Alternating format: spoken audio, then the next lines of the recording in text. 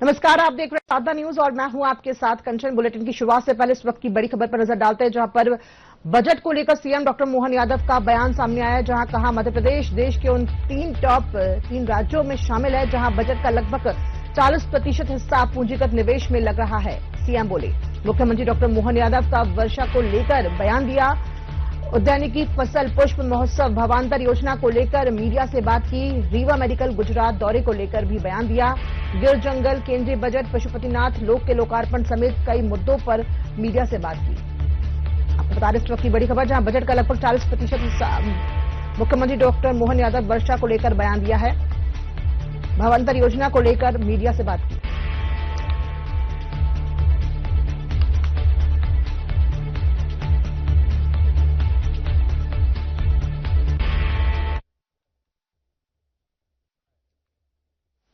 जब green energy की बात आ रही है, जो मैंने इसमें बजट में पढ़ा है, ग्रीन ईवी को हम प्रोत्साहन दे ही रहे हैं लगातार, और उसी प्रकार से डीजल पेट्रोल में जो आपने बात कही उसकी चुनौती हमारे सबके सामने है। लेकिन राज्य के संसाधन के बलबूते पर, जैसे मैंने कहा कि वित्त आयोग ने कहा है कि जो जितनी जीडीपी देगा उस ढंग से टैक्स मिलेंगे, तो हमारी वित्तीय तरलता के लिए हमारे अभी आय के जो स्रोत है उनको हम नजरअंदाज नहीं कर सकते।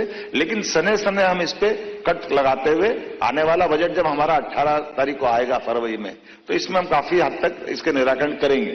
आज मध्य प्रदेश के अंदर की स्थिति अगर देश के संदर्भ में कहूं तो देश के अंदर हमारे राज्य की आर्थिक ताकत के बलबूते पर जो सर्वाधिक 3 राज्य हैं, जिन 3 राज्यों के अंदर हमारे बजट का 40% के आसपास का हिस्सा पूंजीगत निवेश में लग रहा है, उसमें मध्य प्रदेश है। ये हमारे लिए बड़ी बात है। बेरोजगारी की दर सबसे ज्यादा कम होने वाले राज्यों में मध्य प्रदेश हो गया है। आज की स्थिति में 1 से 1.5% के आसपास हमारी बेरोजगारी रह गई, और आबादी में हम देश के सबसे ज्यादा आबादी वाले 5 राज्यों में से एक है। तो ये जो प्रगति हो रही है, धीरे धीरे सभी प्रकार के सेक्टर में रोजगार जो मिल रहा है, काम मिल रहा है, खेती के काम धंधे के लिए एजुकेशन का एरिया भी बढ़ा और बाकी काम भी हो रहे हैं, ये उसी का उत्तर मिलेगा। आप सबका स्वागत है। या राज्य के ओला या बारिश के कारण से फसल का नुकसान हुआ है, जिनसे हर एक क्षेत्र में सर्वे कर लें और अपना प्रयास है कि किसी भी हालत में हमारे किसानों को सरकार मदद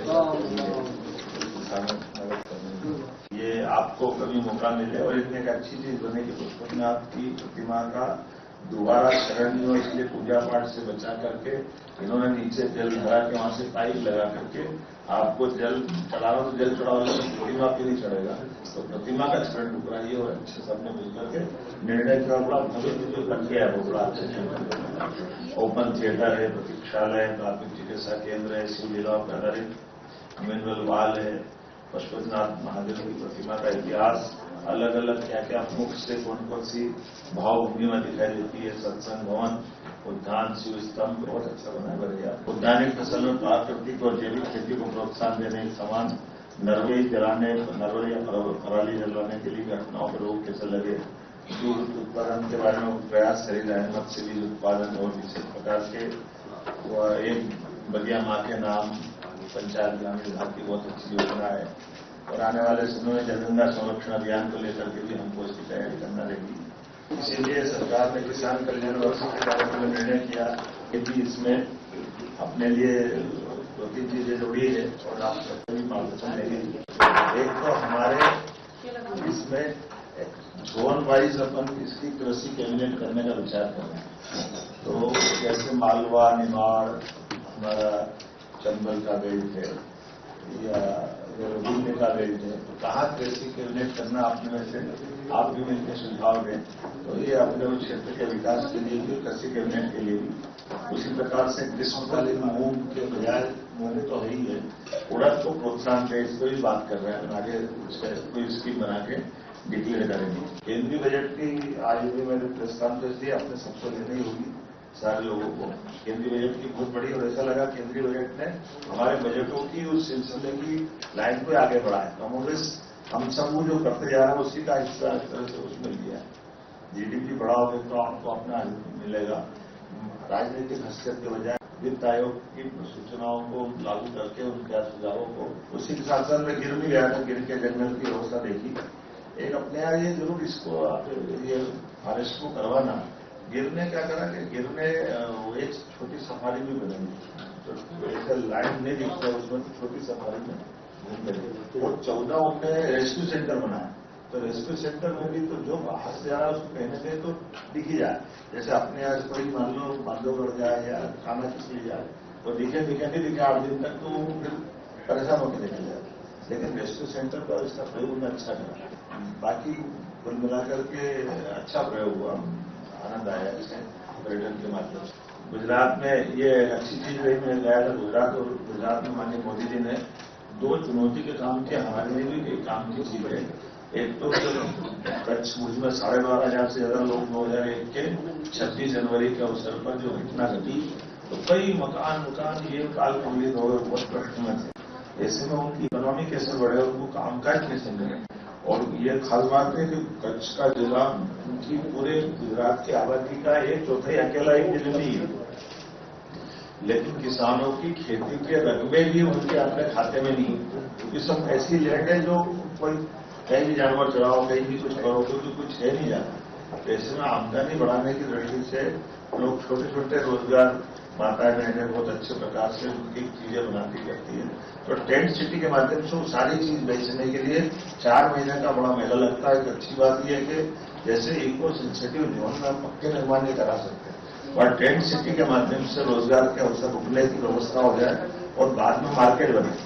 ये बड़ा अच्छा प्रयोग लिया।